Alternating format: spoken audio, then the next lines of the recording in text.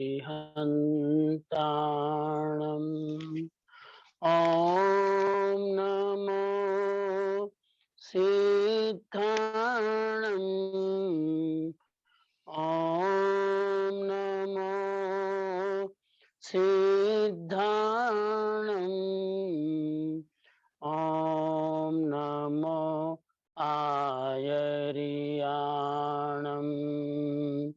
ॐ नमो आयर्याणम् ॐ नमो उवज्जायाणम् ॐ नमो उवज्जायाणम् नमो लोये सवसाहुणम् नमो लोये सवसाहुणम्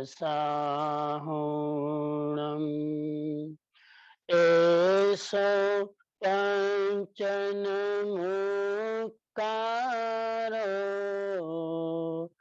एषो मुक्कारो सव पावपणासनो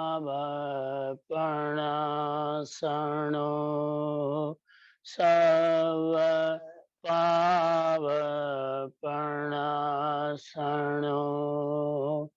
मङ्गलाणं च सर्वेषां मङ्गलाणं च सर्वेषां परमं हवै मङ्गलम् परमं हवै मंगलम।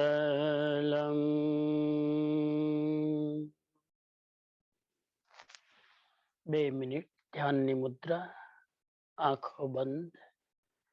જ્યાં છો ત્યાં પોતાનું સ્થાન ગ્રહણ કરી લો. ધ્યાનની મુદ્રામાં આવી જાઓ. માત્ર 2-3 મિનિટ ધ્યાનસ્થ સ્થિતિ, આંખો બંધ.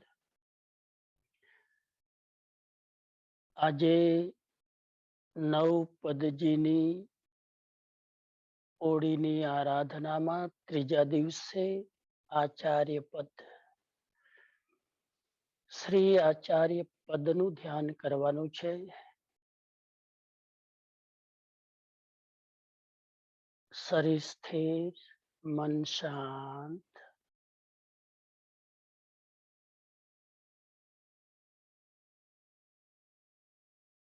આચાર્ય ભગવંત તીર્થંકરની ગેરહાજરીમાં તીર્થંકરના પ્રતિનિધિ છે. એમ્બેસેડર ઓફ ધ તીર્થંકર. વર્તમાન પંચમ કાળમાં તીર્થંકર અહીં ભરત ક્ષેત્રમાં પ્રાપ્ય નથી, ત્યારે સંઘનું દાયિત્વ આચાર્યના હાથમાં હોય છે. એ આચાર્ય ભગવંત પોતાના આચારનું પાલન કરે છે અને સંઘમાં સમસ્ત સાધુ સાધ્વીને પંચાચારનું પાલન કરાવવામાં નિમિત્ત બને છે. એવા પરમ આચારવાન આચાર્ય ભગવંતોને જ્યાં પણ છે મારા ભાવપૂર્વક હાર્દિક વંદન, પ્રણામ.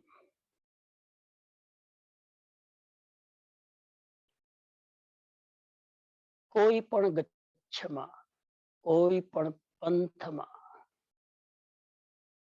કોઈ પણ સંપ્રદાયમાં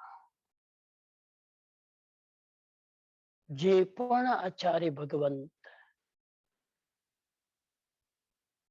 તીર્થંકર ભગવાનની વાણીનો સહારો લઈને પોતે પંચાચાર શુદ્ધતાપૂર્વક દ્રઢતાપૂર્વક પાળે છે અને સમસ્ત સાધુ સમુદાયને પડાવે છે. એવા આચાર નિષ્ઠ આચાર્ય ભગવંતને પ્રાર્થના કરીએ આપણામાં પણ એ આચારની થોડી સુગંધ આવે, આપણામાં પણ એ આચારનું થોડું તેજ આવે. એમના ડગલે ડગલે આપણે પણ પંચાચારમાં થોડા ડગ માંડીએ. એવું આત્મબળ, એવું મનોબળ આપણામાં આવે એ માટેની હૃદયથી પ્રાર્થના.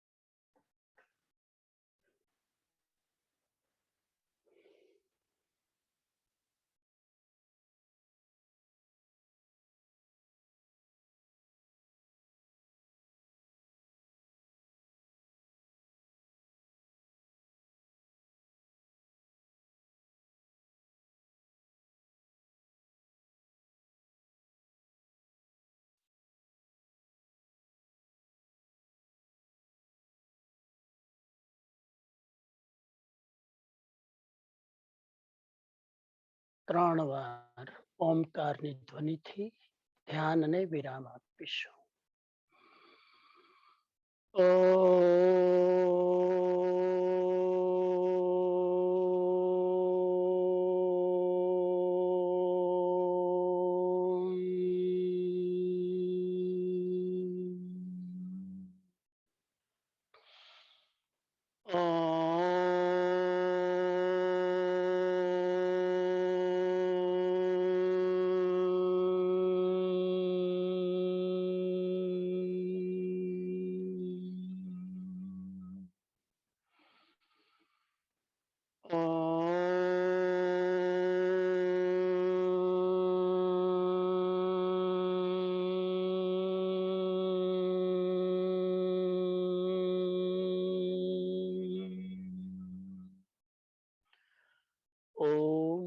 અરહમ ઓમ અરહમ ઓમ અરહમ.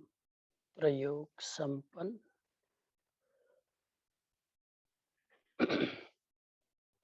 ધ્યાનમૂલમ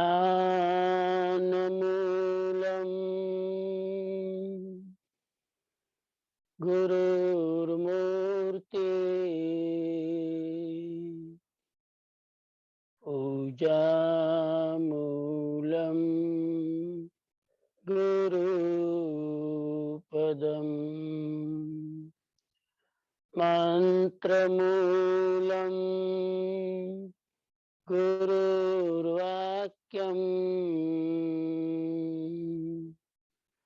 મોક્ષમૂલમ ગુરુ કૃપા મોક્ષમૂલમ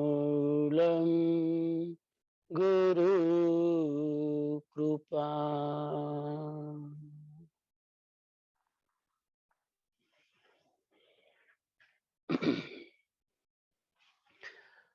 સદગુરુ ના પાવન ચરણોમાં ભક્તિસહ વંદના.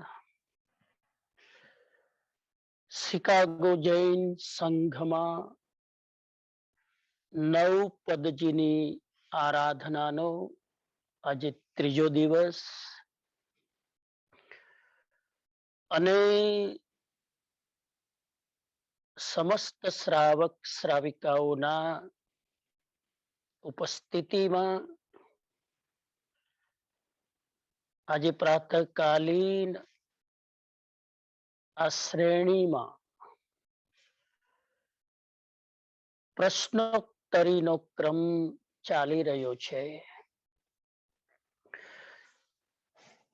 દરેક સંઘમાં થોડી અલગ અલગ વ્યવસ્થાથી સૌ નવપદજીની આરાધના કરતા હોય છે.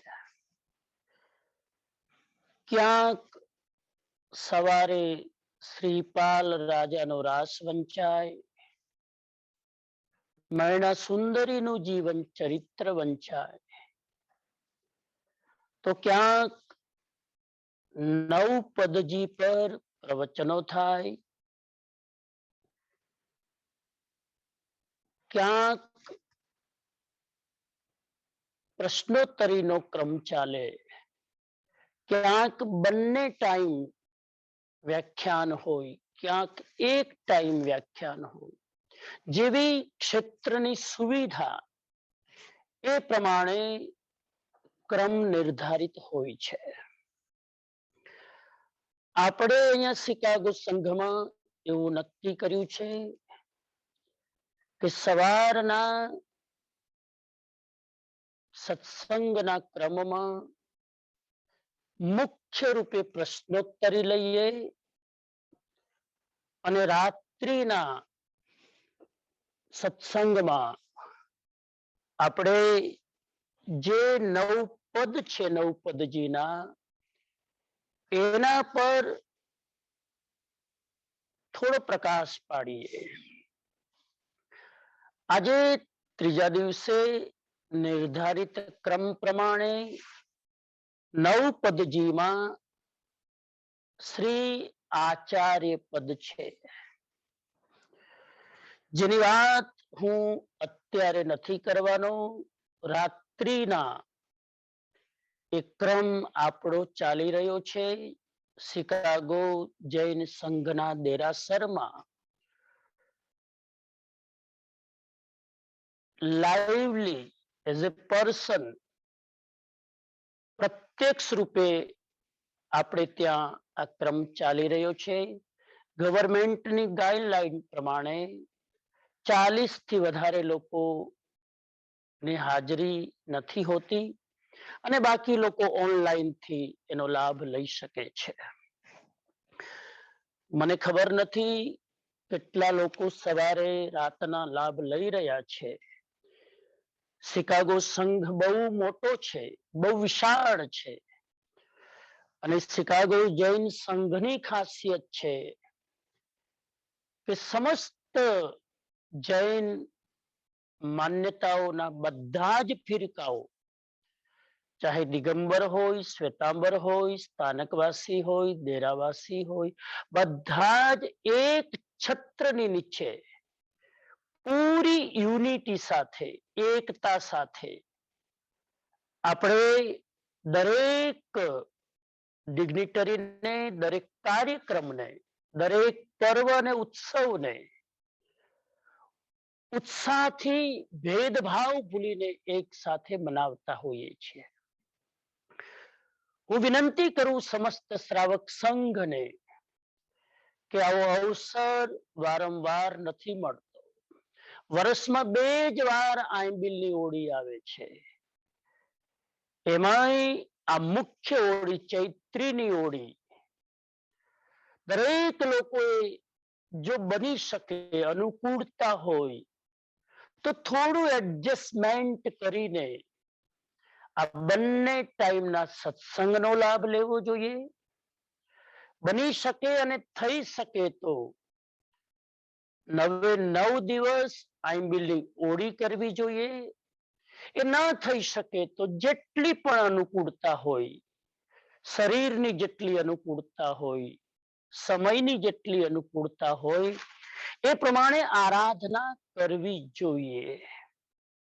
અત્યારે જ્યારે આપણે બધા જ આ કોરોનાની વિકટ સ્થિતિમાં બહારની લગભગ પ્રવૃત્તિઓ આપણી બંધ છે, ત્યારે આપણે સમયની પ્રાયોરિટી આપીને આ આરાધનામાં જોડાવવું જોઈએ. હાલાકી ઘણા લોકો પોતપોતાની રીતે જોડાયેલા હોય છે. હવે તો આ ટેકનોલોજીના જમાનામાં અહીંયા બેઠા બેઠા હું ઇન્ડિયા સાથે કનેક્ટ થઈ શકું, હું બીજા કન્ટ્રી સાથે કનેક્ટ થઈ શકું, બીજા રાજ્યમાં સ્ટેટ્સમાં કનેક્ટ થઈ શકું અને સાંભળી શકું. પણ કદાચ આપણી એ પણ ફરજ બને કે જે સંઘમાં આપણે આંબીલની ઓળી કરી રહ્યા છીએ, તો એ સંઘમાં જે કાર્યક્રમ થતા હોય એનો લાભ લેવો જોઈએ. ઘણા લોકો અહીંયા લાભ ન લે, પણ અહીંથી બેઠા બેઠા ઇન્ડિયા સાથે કનેક્ટ થાય. કઈ વાંધો નહીં, હું એની પણ અનુમોદના કરું છું કે એટલીસ્ટ એ ક્યાંક જોડાયેલા તો છે ને.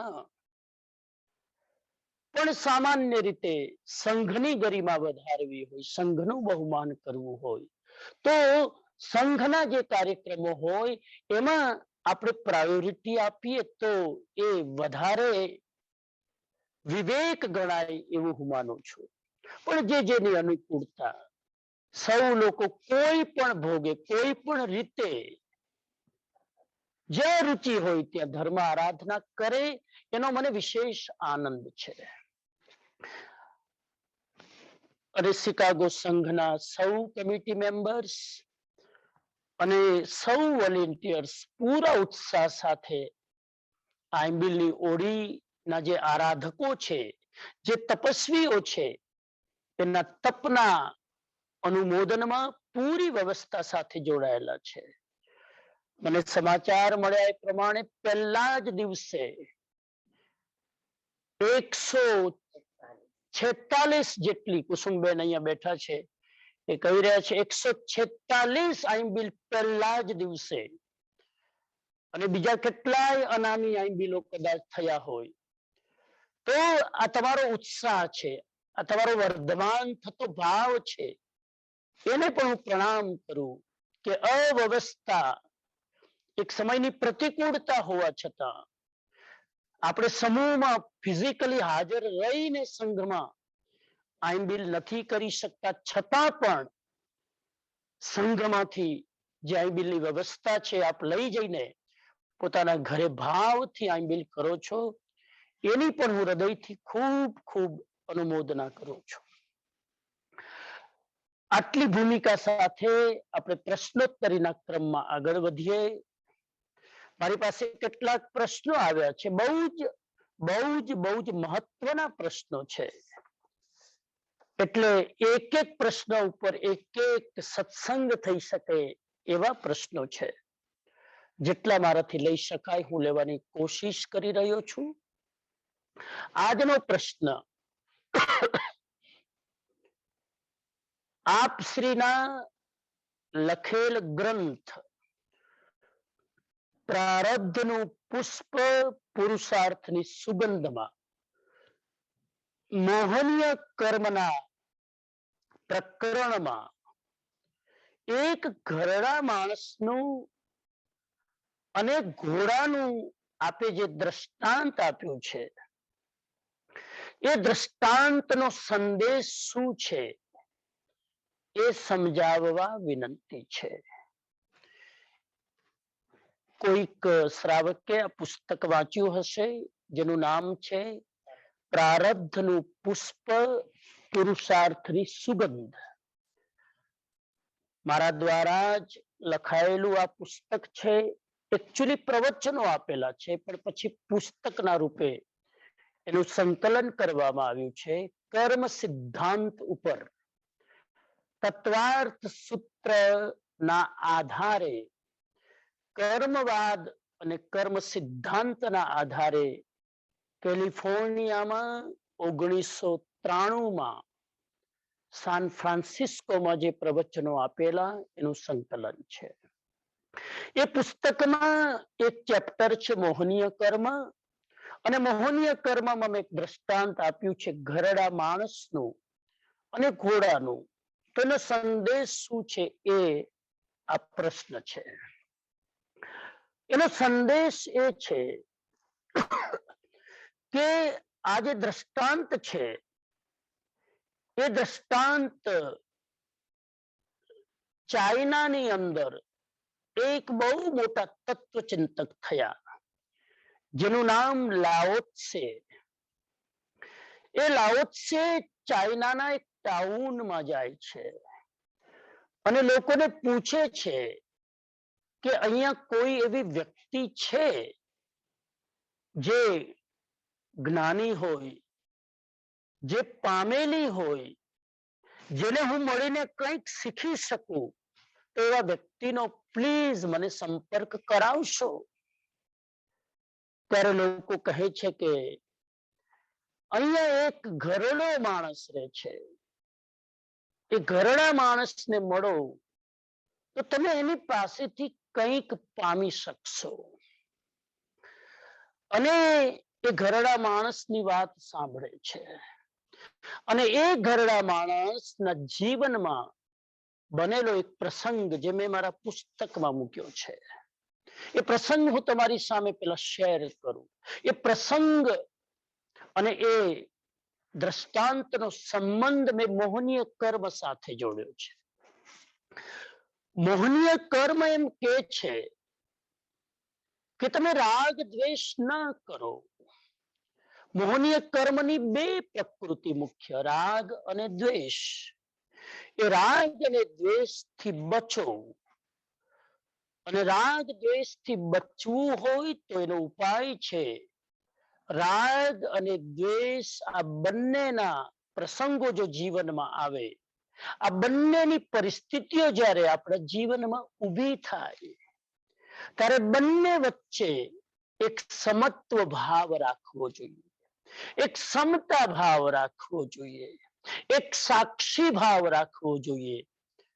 ન રાગના પ્રસંગમાં હું રાગ પ્રધાન પ્રતિક્રિયા કરી બેસું, ન દ્વેષના પ્રસંગમાં હું દ્વેષ પ્રધાન પ્રતિક્રિયા કરી બેસું.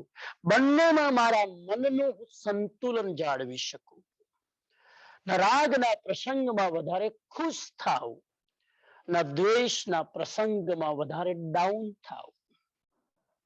તો એ પ્રસંગ, એ ભાવને, એ રાગ દ્વેષ બંને સ્થિતિને સમ રાખવા માટેનો આ પ્રસંગ છે. એક વૃદ્ધ વ્યક્તિ છે. એ વૃદ્ધ વ્યક્તિ પાસે એક ઘોડો છે, દુર્લભ ઘોડો. એ જમાનામાં એક જાતિવાન અશ્વ લોકો રાખતા, બહુ વફાદાર પ્રાણી છે ઘોડો. અને લોકો ઘોડો પાળતા. આપણે જેમ ઘરમાં ગાડી રાખવાનો શોખ હોય, લેટેસ્ટમાં લેટેસ્ટ ગાડી આપણા ઘરની બહાર ગરાજની અંદર પાર્ક થયેલી હોવી જોઈએ, એ આપણું સ્ટેટસ છે. તો એ જમાનામાં લોકો ઘોડા રાખતા.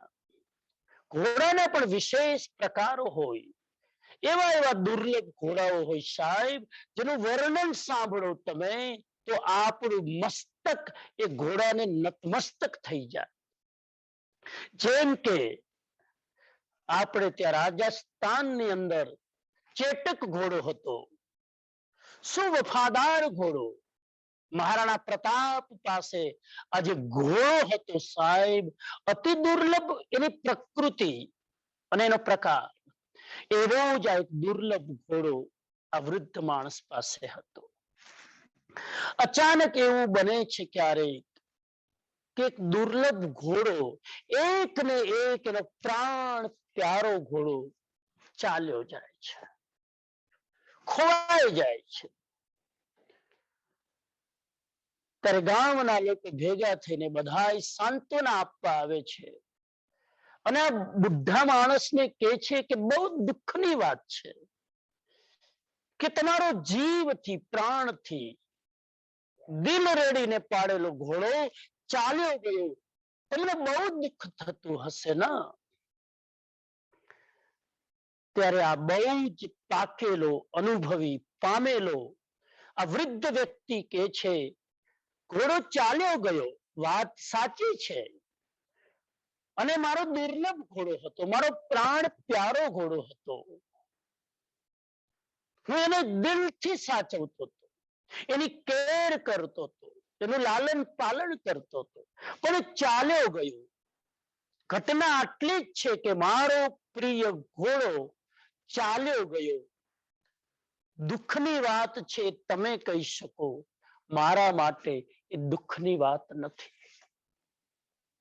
કેમ કે હું એટલું જ માનું છું કે તથ્ય એટલું જ છે, મારો પ્રાણ પ્યારો ઘોડો જે મારી સાથે હતો, મારા સંયોગમાં હતો, હવે એનો વિયોગ થયો છે.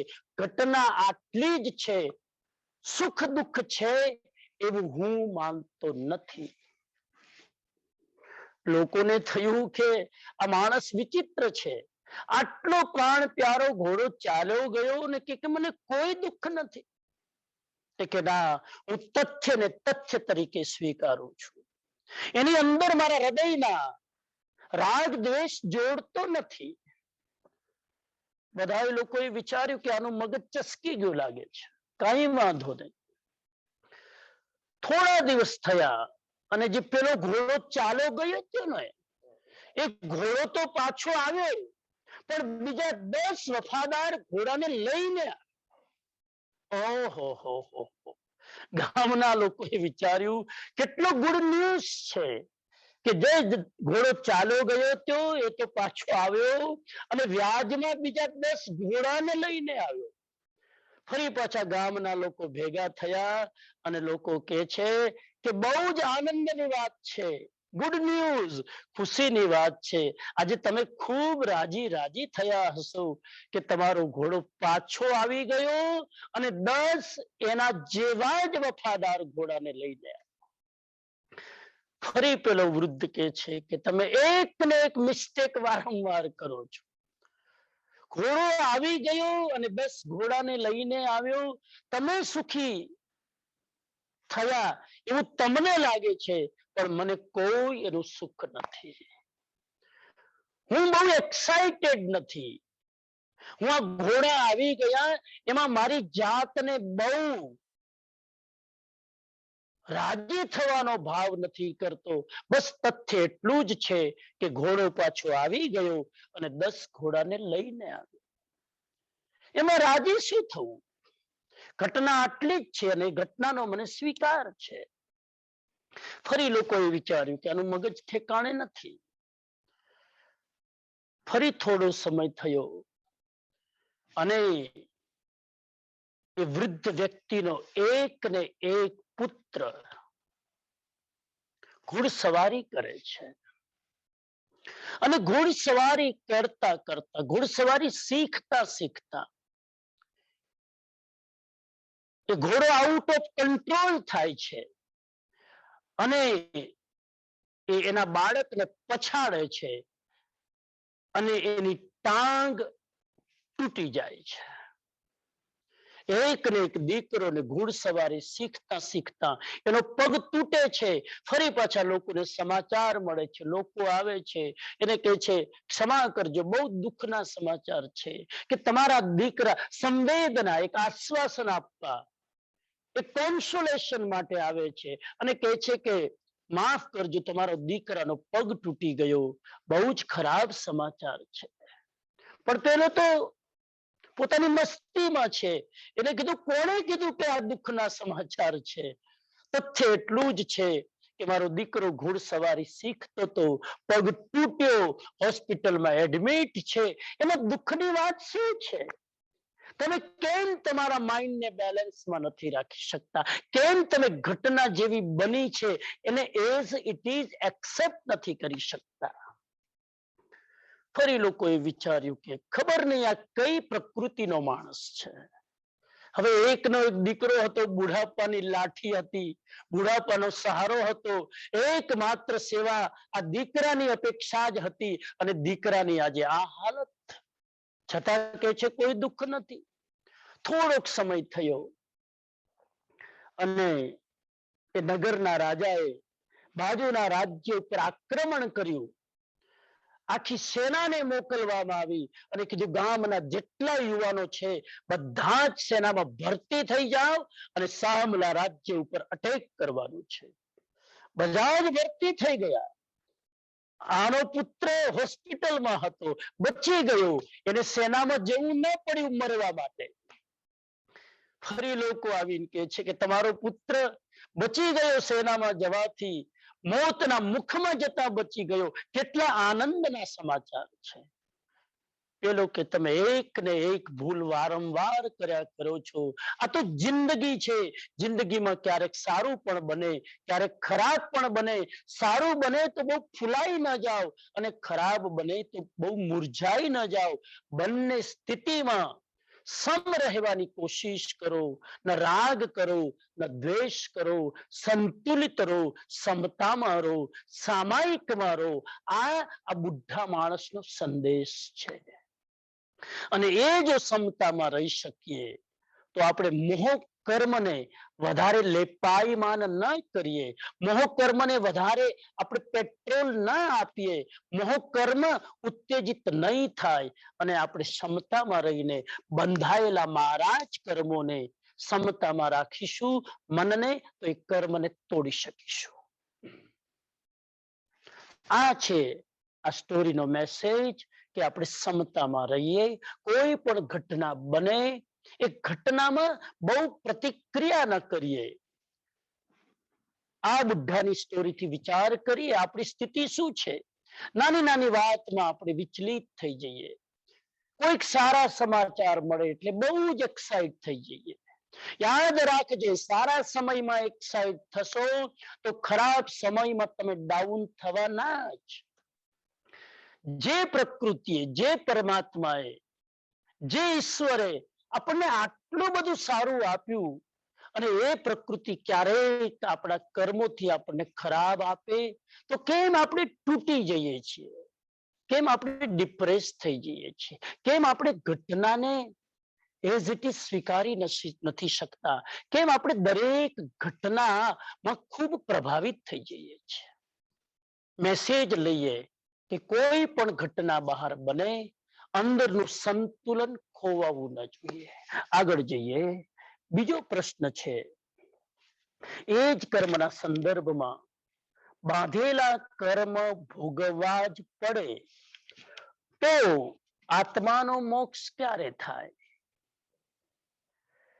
જો એમ ના હોય તો કર્મ ઘટાડવા જે ક્રિયા, ઉદીરણા, અપવર્તન આદિ જે કર્મની અવસ્થાઓ છે, એ કર્મની અવસ્થાઓથી હું આ કર્મોને કેવી રીતે તોડી શકું?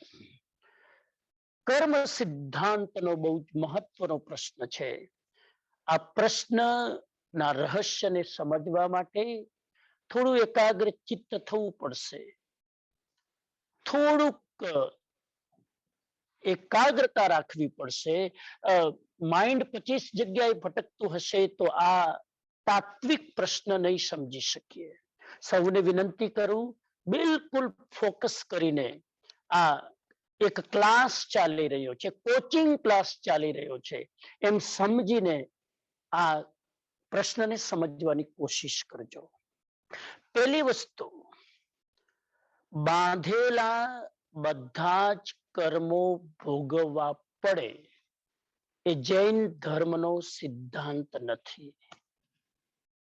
કરેલા કર્મો ભોગવવા જ પડે એ જૈન ધર્મનું તત્વજ્ઞાન તીર્થંકરોએ આપણને શીખવ્યું નથી. આપણા દ્વારા જ બાંધેલા કર્મો, જે કર્મ મેં અજાગૃતિ પૂર્વક, અજ્ઞાનપૂર્વક, પ્રમાદવશ, આવેશવશ જે કર્મ મેં બાંધ્યું છે, એ કર્મ જ્ઞાન આવ્યા પછી, સમજણ આવ્યા પછી, જાગૃતિ આવ્યા પછી હું ધારું તો એ કર્મને ભોગવ્યા વગર હું તોડી શકું છું. એટલે પેલા કોન્સેપ્ટ ચેન્જ કરો. બાંધેલા બધા જ કર્મો ભોગવવા જરૂરી નથી. અંગ્રેજીમાં પેલી છે ને એક સેઇંગ કે એજ યુ સો યુ રીપ. આ જૈન ધર્મનો સિદ્ધાંત નથી કે તમે જેવું વાવશો એવું તમારે લણવું પડશે. વાવેલાને પણ લણ્યા વગર તોડી શકાય છે, બદલી શકાય છે, વધઘટ કરી શકાય છે. આ જૈન ધર્મની સ્થિતિ છે. હા, એટલું કહી શકાય, બાંધેલા કર્મો ભોગવવા જરૂરી નથી. ઉદયમાં આવેલા કર્મ ભોગવવા પડે છે, પણ ઉદયમાં ના આવે ત્યાં સુધી બાંધેલા કર્મને ચેન્જ કરવાની બધી જ સ્વતંત્રતા પરમાત્માએ મુમુક્ષુ જીવને આપેલી છે. આપણે ધારીએ તો કર્મમાં ઘણો બધો ફેરફાર કરી શકીએ. જીવની સ્વતંત્રતા છે આ.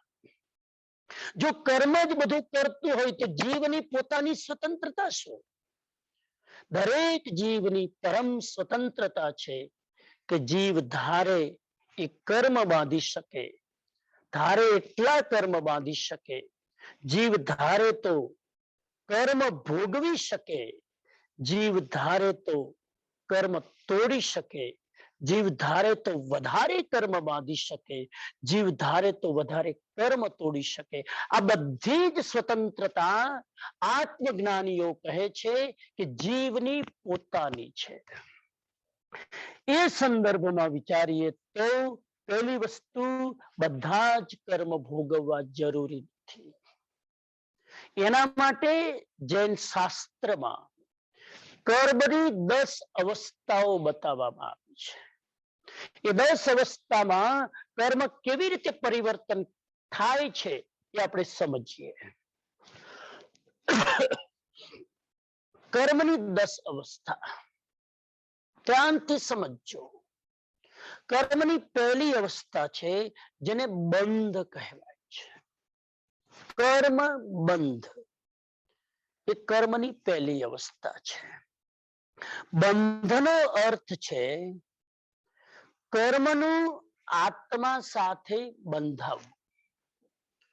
જ્યારે કોઈ પણ જીવ પોતાના રાગ દ્વેષ દ્વારા, પોતાના કષાય દ્વારા અથવા પોતાના સદગુણો દ્વારા કોઈ પણ ભાવ કરે છે, અથવા તો કોઈ પણ વિચાર કરે છે, અથવા તો કોઈ પણ ફિઝિકલી ક્રિયા કરે છે, 3 સૂત્રો યાદ રાખજો. ભાવ કરવા, ભાવ પ્રમાણે વિચાર કરવા અને વિચાર પ્રમાણે ક્રિયા કરવી. એ મારી ક્રિયાથી, એ મારા વિચારથી, એ મારા ભાવથી, સારા કે ખરાબ, એના દ્વારા હું જે કંઈ આ વાયુમંડળમાં, આ આકાશની અંદર જે કર્મ વર્ગણાઓ ખચોખચ ભરેલી છે, એ મારા જ ઇન્ટેન્શન દ્વારા હું એ કર્મ વર્ગણાઓને, એ કર્મ પૂતગલોને ખેંચું છું અને કર્મ પૂતગલો આકર્ષિત થઈને આત્મા સાથે જોડાય છે. આને કહેવાય છે બંધ. તત્વની ભાષામાં જેમ એક ખેડૂત જમીનની અંદર બીજ વાવવાનો પુરુષાર્થ કરે ત્યારે બીજ જમીન સાથે બંધાઈ જાય છે. આને કહેવાય બંધ. હવે બીજ બંધાણું એ ધીરે ધીરે અંકુરિત થશે, પુષ્પિત થશે, પલ્લવિત થશે, ફળ આપશે. એ આખી સ્થિતિની યાત્રા આગળ થશે. તો આ છે બંધ.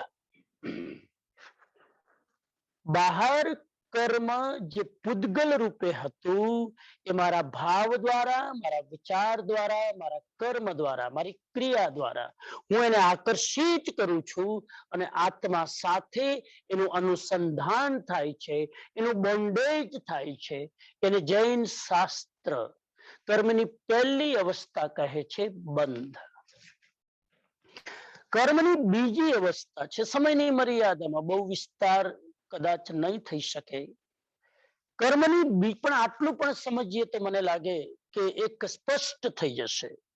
બીજી કર્મની અવસ્થા છે સત્તા. સત્તાનો અર્થ છે જે કર્મ મેં બાંધી દીધું એ તરત ફળ આપતું નથી. કર્મ બંધાઈ ગયું ત્યાર પછીની સ્થિતિ અને કર્મ ફળ આપશે એના પહેલાની સ્થિતિને શાસ્ત્રકાર સત્તા નામ આપે છે. સત્તા એટલે કે અત્યારે કર્મ આત્મા ઉપર રેસ્ટ કરી રહ્યું છે. એ કર્મ અત્યારે સક્રિય નથી. જે કર્મ બંધાઈ ગયા પછી સક્રિય ન બને ત્યાં સુધી એને સત્તા કહેવાય. જે કર્મ બંધાઈ ગયા પછી ફળ ના આપે ત્યાં સુધી એને સત્તા કાળ કહેવાય, અબાધા કાળ કહેવાય.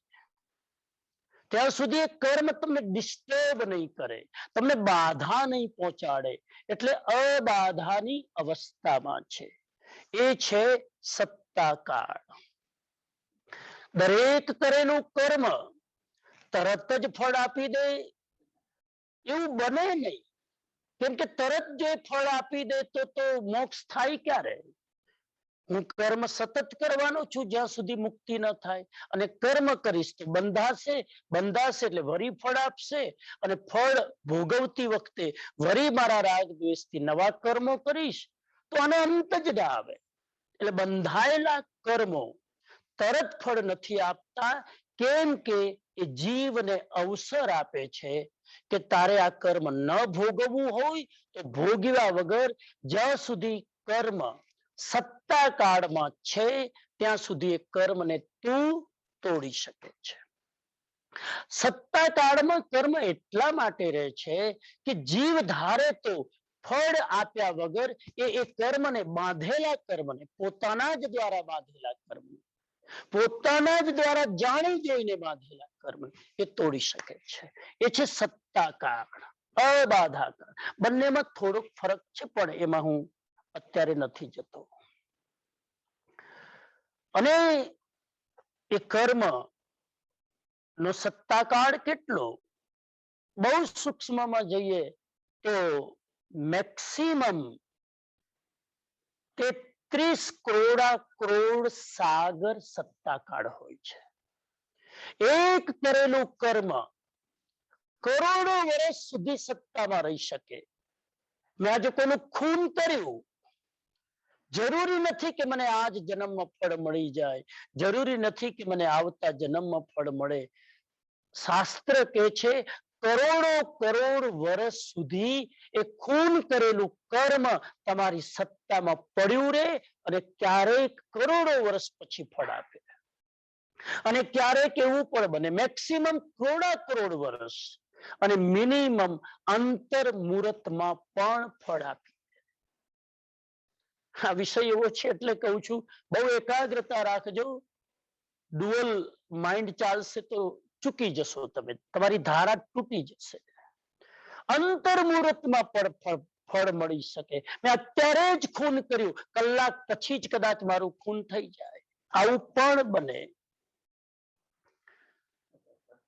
એક્ઝામ્પલ શું?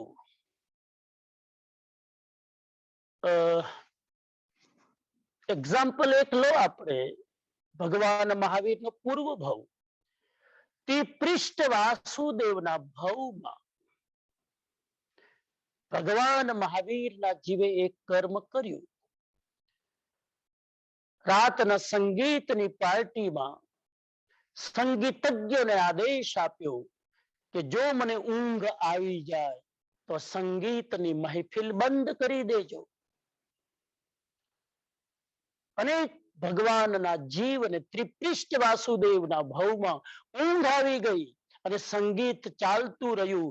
ઝોલું ખુલ્યું તો ખબર પડી કે આ લોકોએ મારી આજ્ઞાનું પાલન નથી કર્યું. વાસુદેવની આજ્ઞાનું પાલન ન થાય તો શું થાય સાહેબ? કેટલો અહંકાર ઘવાય. અહંકાર ઘવાણો અને કહે છે કે આદેશ આપીને ગરમ ગરમ શીશુ મંગાવે છે અને બધા જ સંગીતજ્ઞના કાનમાં આ ત્રિપૃષ્ઠ વાસુદેવ શીશુ રેડે છે. અને આ ઘટના પછી તો આ ત્રિપૃષ્ઠ વાસુદેવે કેટલા ભવ કર્યા. ત્રીજા ભવ પછી ચોથો ભવ, પાંચમો ભવ, 27 ભવો કર્યા. કેટલી વાર તો નરકમાં ગયા, લાંબુ લાંબુ આયુષ્ય ભોગવ્યું. કેટલી વાર દેવગતિમાં ગયા, લાખો લાખો વર્ષનું આયુષ્ય. પણ આ બાંધેલું કર્મ, કાનમાં શીશુ રેડવાનું, છેક કરોડો વર્ષ પછી મહાવીરના ભવમાં 27મા ભવમાં ઉદયમાં આવે. તો કહેવાનો અર્થ એ છે કે સત્તા કાળમાં કરોડો વર્ષ સુધી રહી શકે, અને કોઈ એવું કર્મ હોય તો અંતર મુહૂર્તમાં પણ આ ફળ આપી દે. તો આ સત્તા કાળ ટૂંકમાં. ત્રીજું છે પેલો બંધ, કર્મની 10 અવસ્થા. નંબર 1 બંધ, નંબર 2 સત્તા. હું ઘણી વાર એટલે કહું છું કે જો તમારી જિજ્ઞાસા હોય, રુચિ હોય, તો વ્યવસ્થિત ખાલી સાંભળો જ નહીં, નોટ્સ પણ લો. ત્રીજું છે કર્મની અવસ્થાનું સ્ટેપ, જેને કહેવાય ઉદય. કર્મ ઉદયમાં આવે જ્યારે સત્તા કાળ પૂરો થાય, જ્યારે અબાધા કાળ પૂરો થાય, ત્યારે એ કર્મ ફળ આપે છે. અને એ કર્મનું ફળ, એ કર્મનો ઉદય દ્રવ્ય, ક્ષેત્ર, કાળ અને ભાવ પ્રમાણે હોય. ક્ષેત્ર બદલાય તો કર્મનો ઉદય બદલાઈ જાય, દ્રવ્ય બદલાય તો કર્મનો ઉદય બદલાઈ જાય, કાળ બદલાય તો કર્મનો ઉદય બદલાઈ જાય. ફોર એક્ઝામ્પલ, તમે દેરાસરમાં હોય, ભગવાનની ભાવથી ભક્તિ કરતા હોય, અને એ સમયે જો કોઈ કર્મ ઉદયમાં આવે તો એની તીવ્રતા બહુ વધારે ના હોય, મંદ હોય. દેરાસરમાં ક્રોધ ઉદયમાં આવે તો એની તીવ્રતા બહુ નહીં હોય. તો કયા સમયે, કયા ક્ષેત્રમાં, કયા કાળમાં, કઈ અવસ્થામાં કર્મ ઉદયમાં આવે છે, એ પ્રમાણે એના ઉદયની તીવ્રતા અને મંદતા નક્કી થાય. શાસ્ત્રની અંદર ઉદય 2 પ્રકારના બતાવ્યા છે. એક ઉદય છે જેને કહેવાય પ્રદેશ ઉદય, અને એક ઉદય છે વિપાક ઉદય. કર્મનો ઉદય, ઉદયનો મતલબ સમજ્યા ને, જે કર્મ મેં બાંધ્યું હતું એ કર્મ અત્યારે મને ફળ આપી રહ્યું છે. એટલે કે જે મેં ખરાબ કર્મ કર્યું હતું અત્યારે એનું પનિશમેન્ટ ભોગવી રહ્યો છું, અથવા જે સારું કર્મ કર્યું હતું અત્યારે એનો રિવોર્ડ મને મળી રહ્યો છે. ત્યારે એ કર્મ ભોગવવાની 2 સ્થિતિ છે. એ કર્મના ઉદયની 2 સ્થિતિ છે. કર્મનું ફળ 2 રીતે ભોગવી શકાય. એક પ્રદેશ ઉદય અને બીજો વિપાક ઉદય. બહુ જ ઇન્ટરેસ્ટિંગ છે, આ પ્રેક્ટિકલ કોન્સેપ્ટ છે. આ કોને કહેવાય વિપાક ઉદય, કોને કહેવાય પ્રદેશ ઉદય? પેલા આપણે સમજીએ વિપાક ઉદય. વિપાક ઉદયનો અર્થ છે જે કર્મ ઉદયમાં આવ્યું છે એ કર્મ તમારા ફિઝિકલ બોડીમાં આવીને, તમારા વર્તમાન જીવનમાં, તમારી પરિસ્થિતિઓમાં આવીને તમને ફળ આપશે. એને કહેવાય વિપાક ઉદય.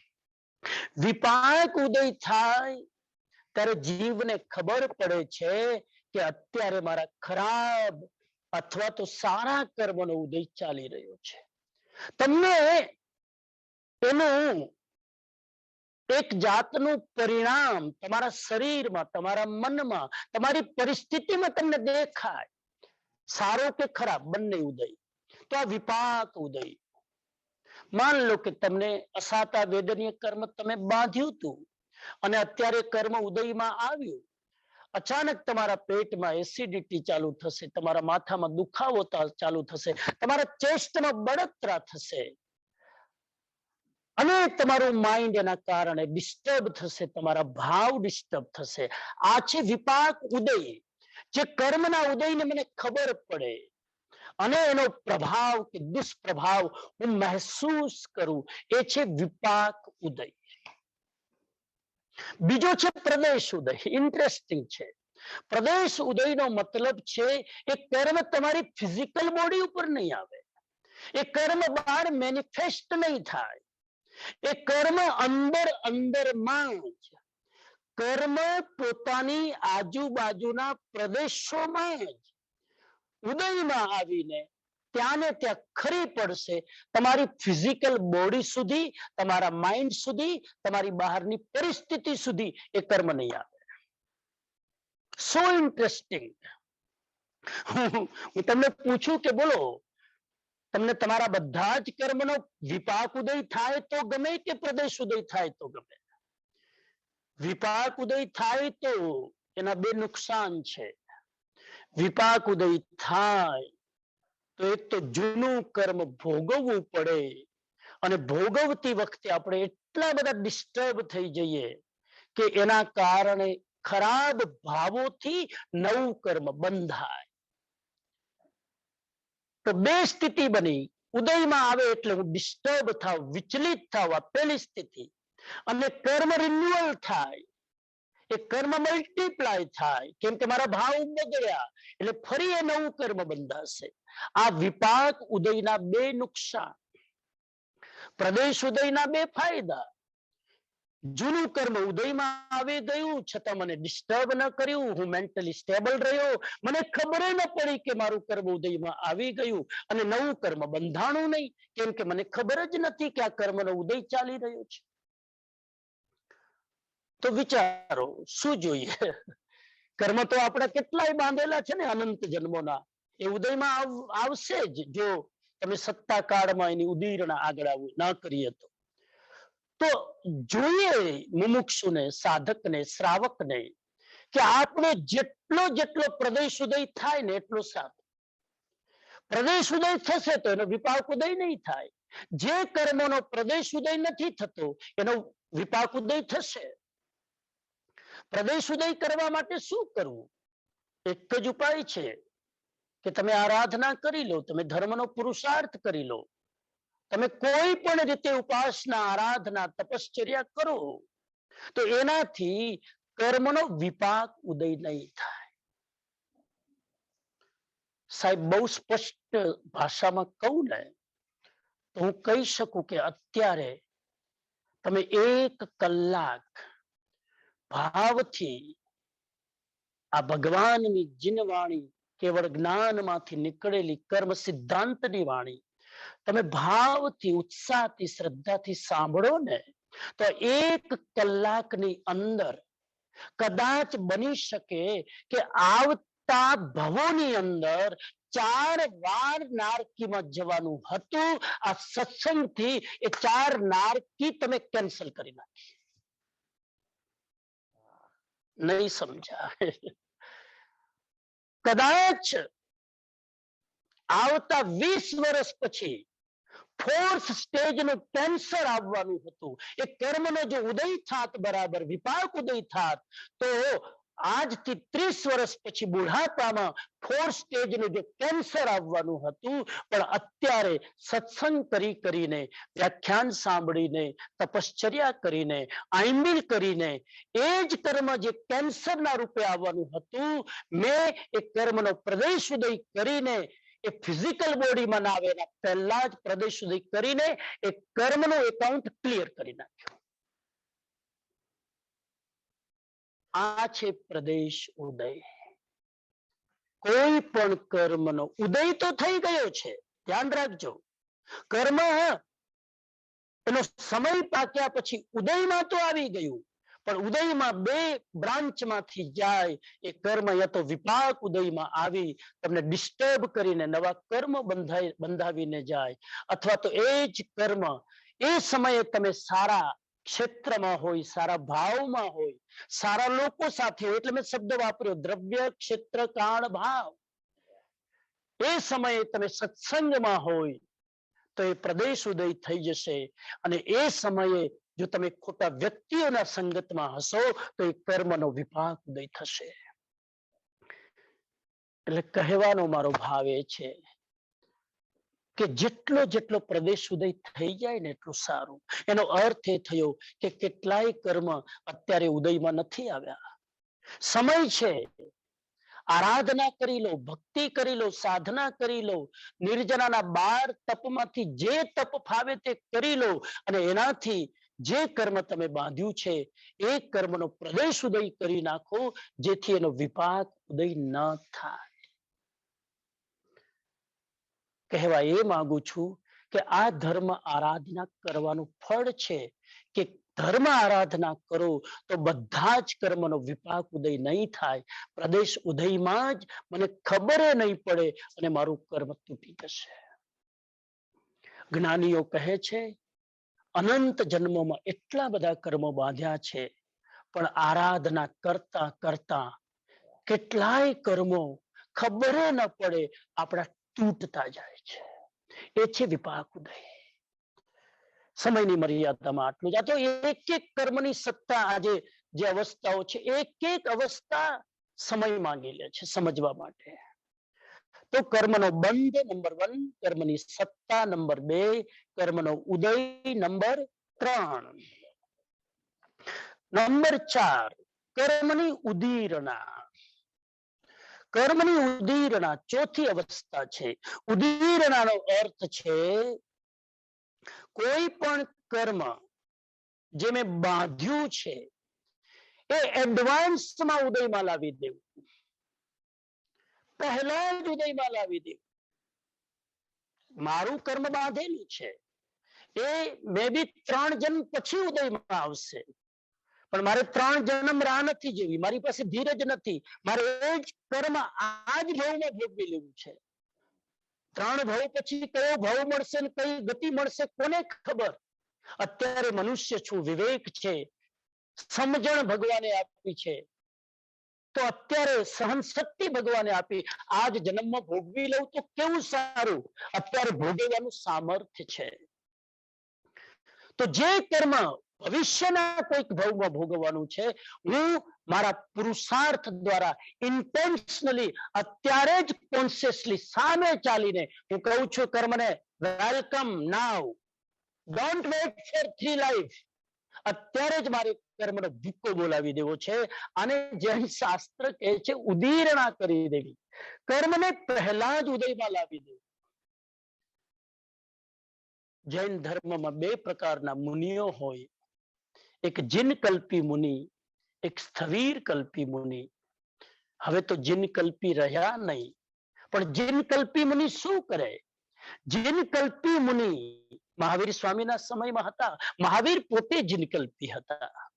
એક વાર જે મનમાં નક્કી કરે કે આ કરવું છે, પછી ત્યાં મૃત્યુ પણ સામે આવીને ઊભું રહે તો તીર્થંકર પોતાનો રસ્તો બદલે નહીં. ખબર હતી કે ચંડ કૌશિક છે, લોકોએ કીધું પ્રભુ ત્યાં ન જાઓ, ચંડ કૌશિક છે, ખલાસ કરી નાખશે. પ્રભુએ કીધું કે પેલા ખબર ન હોત તો કદાચ ન જાત, હવે ચંડ કૌશિક ત્યાં છે તો હવે તો જવું જ પડશે.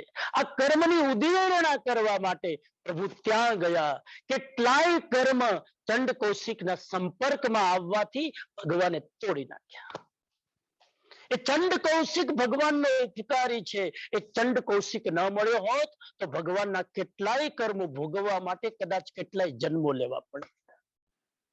શું કર્યું? કર્મની ઉદીરણા.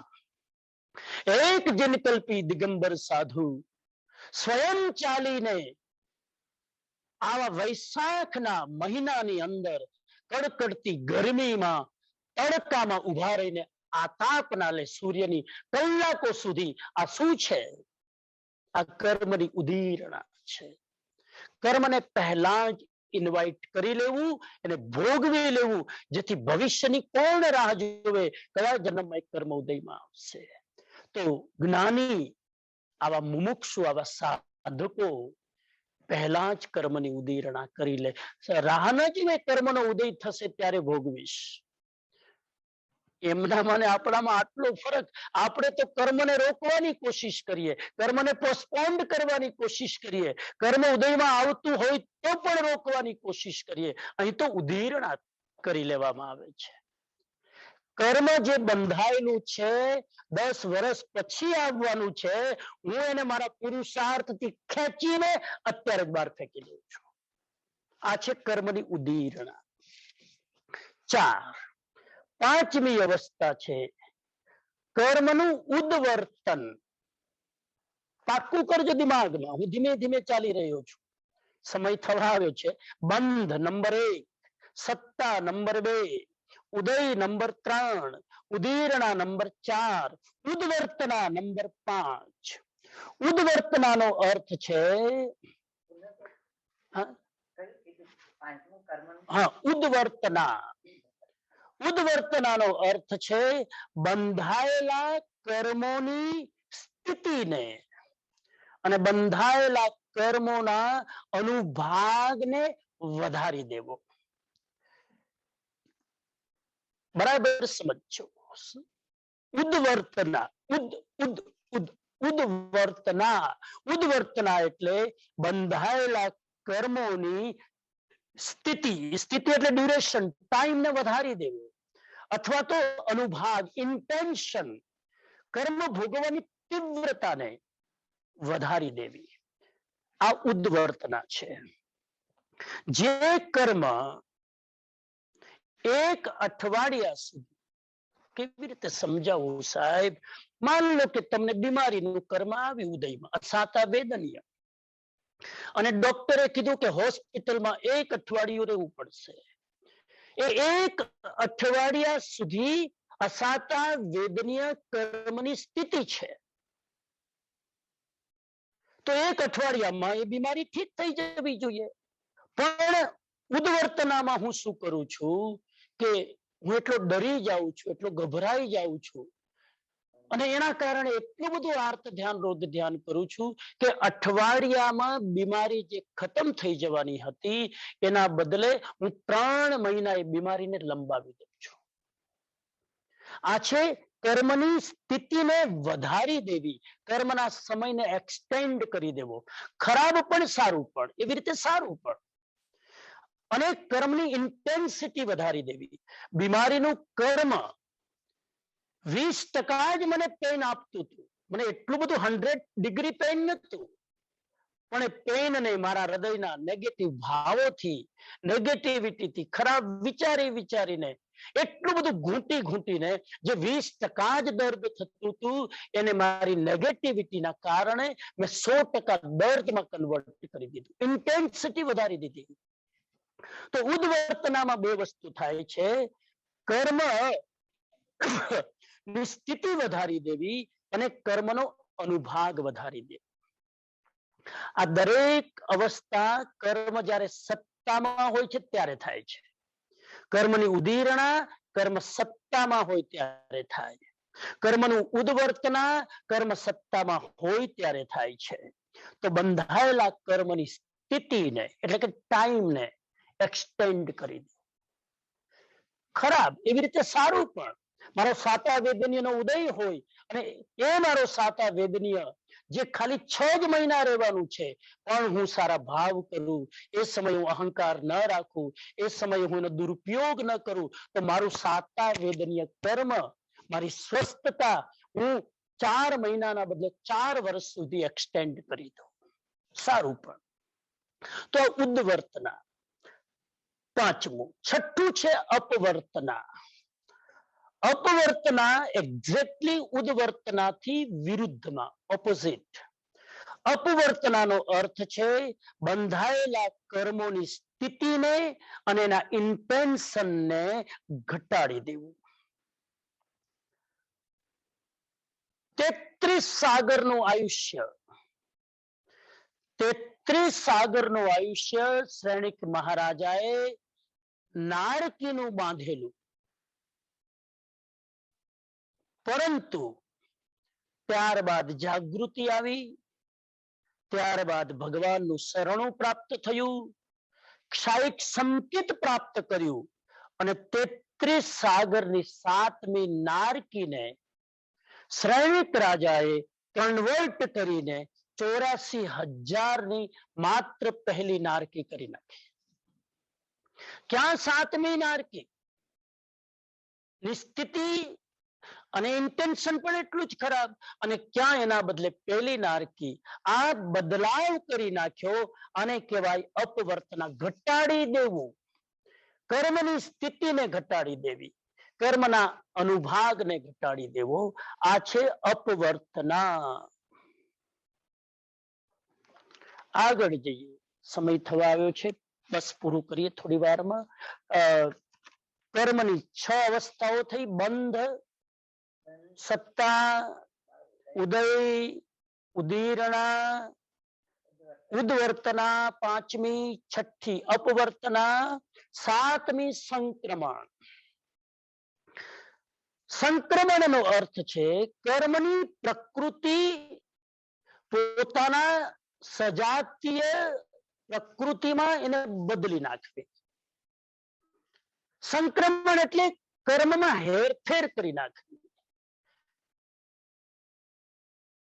પુણ્યનો બંધ થયો હોય એને તમે પાપમાં કન્વર્ટ કરી શકો, પાપનો બંધ થયો હોય એને તમે પુણ્યમાં કન્વર્ટ કરી શકો. કેટલાય પાપ કર્મ બંધાણા હોય અને એ કર્મ જ્યારે ઉદયમાં આવશે ત્યારે પાપ રૂપે જ આવશે, પરંતુ પાપ કર્મ જ્યાં સુધી સત્તામાં પડ્યું છે અને તમે પ્રાયશ્ચિત કરો, તમે પશ્ચાતાપ કરો, તમે ક્ષમા માંગી લો, તમે આ બધી જ વિધિ કરીને જ્યાં સુધી એ કર્મ ફળ નથી આપતું, તમે પાપને પુણ્યમાં કન્વર્ટ કરી શકો છો. મર્યાદા એટલી જ છે સંક્રમણની કે સજાતીયમાં જ એનું સંક્રમણ થાય. સજાતીયમાં જ નો અર્થ છે કે મોહનીય કર્મનું વેદનીય કર્મમાં સંક્રમણ ન થાય. મોહન એટલે કે ક્રોધ સ્વાસ્થ્યના રૂપે સંક્રમણ ન થાય, પણ અસાતા વેદનીયનું કર્મ હોય તો સાતા વેદનીયમાં કન્વર્ટ થાય. પોતાની મૂળ પ્રકૃતિમાં એ કર્મનું કન્વર્ઝન થાય છે, એ છે સંક્રમણ. એનો અર્થ એ થયો કે પુણ્ય પાપમાં બદલાય. સાતા વેદનીય પુણ્ય છે, અસાતા વેદનીય પાપ છે, તો પુણ્યનું પાપમાં પરિવર્તન થાય.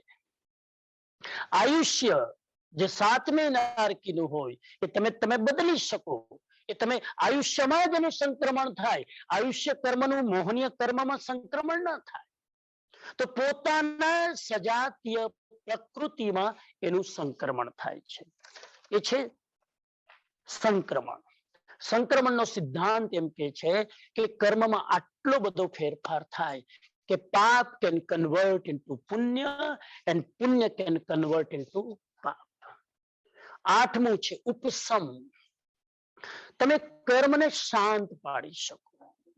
ઉપસમ, ઉપસમનો અર્થ છે કે જે કર્મ ઉદયમાં આવી રહ્યું છે, અત્યારે મેં મારા વિવેકથી, મારી સદબુદ્ધિથી, ગુરુની આજ્ઞાથી એ મેં કર્મને શાંત પાડી દીધું. તીવ્ર ક્રોધ આવી રહ્યો છે, ગુરુએ આજ્ઞા કરી, બેટા અત્યારે ક્રોધ નથી કરવા, હમણાં શાંત રહે, અત્યારે ક્રોધ કરીશ તો એનું પરિણામ સારું નહીં આવે, પ્લીઝ કીપ ક્વાઇટ. અને ગુરુની આજ્ઞાથી શિષ્ય પોતાના ક્રોધને શાંત કરી લે, એ છે ઉપશમની સ્થિતિ. 9મું છે નિધત્તિ. નિધત્તિનો અર્થ છે કર્મ એટલું ગાઢ થઈ ગયું છે કે એ કર્મ બહુ જ ઉગ્ર તપસ્યા કરીએ તો જ તૂટી શકે, બાકી એ કર્મનું ફળ ભોગવવું જ પડે, એને કહેવાય છે નિધત્તિ. નિધત્તિ, નિધત્તિ, ડબલ છે, નિધત્તિ. નિધત્તિનો અર્થ છે કે એ કર્મનું હવે સંક્રમણ નહીં થાય, એ કર્મ હવે ઉદ્વર્તન નહીં પામે, એ કર્મ અપવર્તન નહીં પામે, કર્મ ચીકણું થઈ ગયું છે. અને ચીકણું કર્મ એક જ વિકલ્પથી તૂટી શકે, ઉગ્ર તપશ્ચર્યા તમે કરો, ઉગ્ર ધ્યાનમાં જાઓ, ઉગ્ર આતાપના લો, ઉગ્ર કષ્ટ આપો, ત્યારે જ કદાચ એ કર્મ તૂટી શકે. નિધત્તિ નિકાચિતની બહુ નજીક છે, એ નિધત્તિ કર્મ. 9મી અવસ્થા અને 10મી અવસ્થા છે નિકાચિત.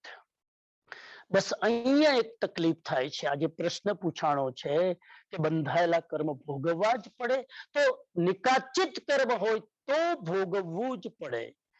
બાકી નિકાચિત કર્મ ન હોય તો કોઈ પણ કર્મને આપણે બદલી શકીએ છીએ, તોડી શકીએ છીએ, ઓછું વધુ કરી શકીએ છીએ. નિકાચિત કર્મનો અર્થ એ છે કે કર્મ આત્મા સાથે એટલું મિક્સ થઈ ગયું છે, દૂધમાં ખાંડ એટલી બધી ઓગળી ગઈ છે કે હવે ખાંડને બહાર કાઢવી હોય તો ન નીકળે.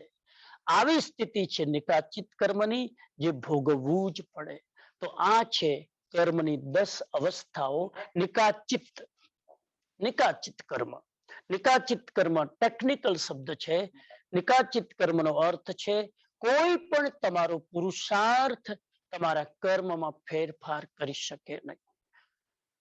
એને ભોગવવું જ પડે, પણ ડરવાની જરૂર નથી.